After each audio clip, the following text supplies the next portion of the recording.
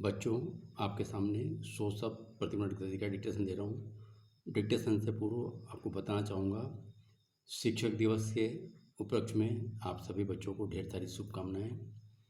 और जो बच्चे हिंदी शॉर्ट हैंड राजस्थान वाली परीक्षा दे रहे हैं, स्टेनोग्राफर की या रिपोर्टर की तैयारी कर रहे हैं, अब मात्र 2-3 महीने में सारी परीक्षाएं निपटने वाली हैं। अगर कोई बच्चा लाइव क्लासेस लेना चाहे तो वो मुझसे 9414842949 पर संपर्क कर सकते हैं। Yes, dictation start. भारत में विकास से जुड़ी परियोजनाओं को समय से शुरू और पूरा करने के लिए सरकारें जितना भी करे कम है।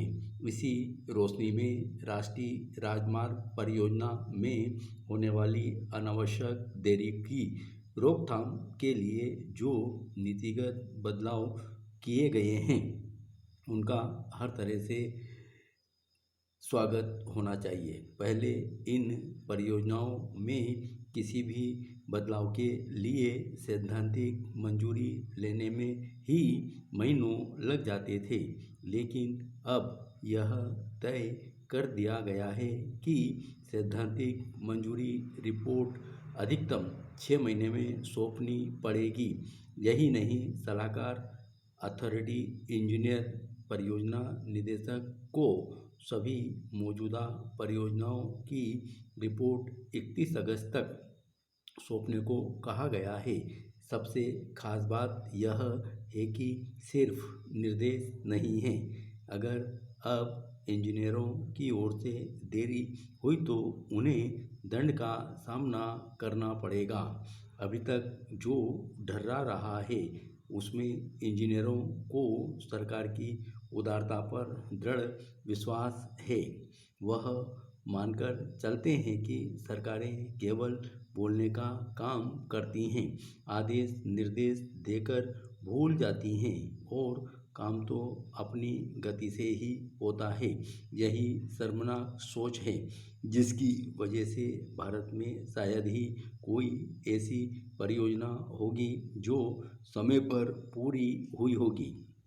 अगर भारतीय राष्ट्रीय राजमार्ग प्राधिकरण ने तय कर लिया है कि सड़क परियोजनाओं को हर हाल में समय पर पूरा करना है तो इससे बेहतर कुछ नहीं हो सकता।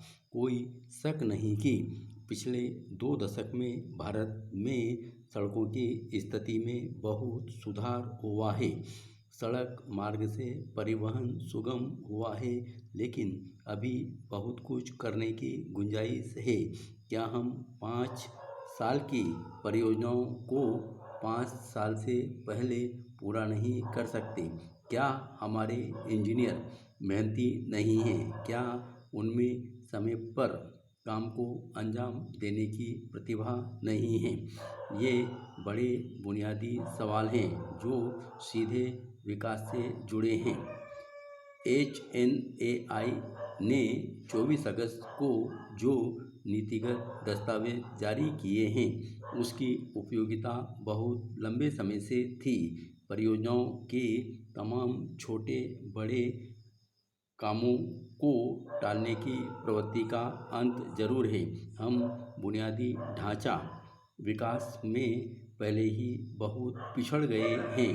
भारत निवेश में अगर पिछड़ रहा है तो खराब सड़कें भी जिम्मेदार हैं। गौरतलब है, जारी दस्तावेज या सर्कुलर में यह भी साफ कर दिया गया है कि कई मामलों में जानबूझकर मामूली मंजूरी से जुड़ी फाइलों की भी इधर से उधर किया जाता है ताकि ठेकेदारों को जुर्माने से बचाया जा सके। ठेकेदारों को जुर्माने से बचाने या उनकी लगाम न कसने के पीछे क्या कारण है, इसे समझना कठिन है। जाहिर है, परियोजना की बढ़ी हुई लागत NHAI और देश को चुकानी पड़ेगी। लगा सलाहकार इंजीनियर की साठगांठ से ठेकेदार बच जाते हैं। साठगांठ करके कई तरह से देश को चूना लगाया जाता है।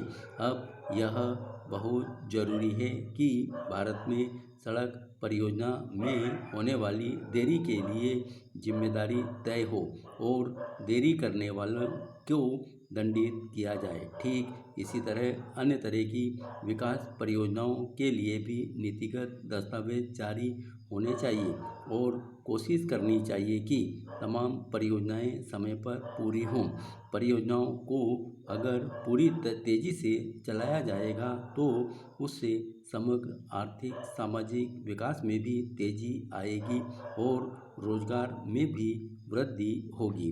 देश का तन मन और धन बर्बाद नहीं होगा। धन्यवाद।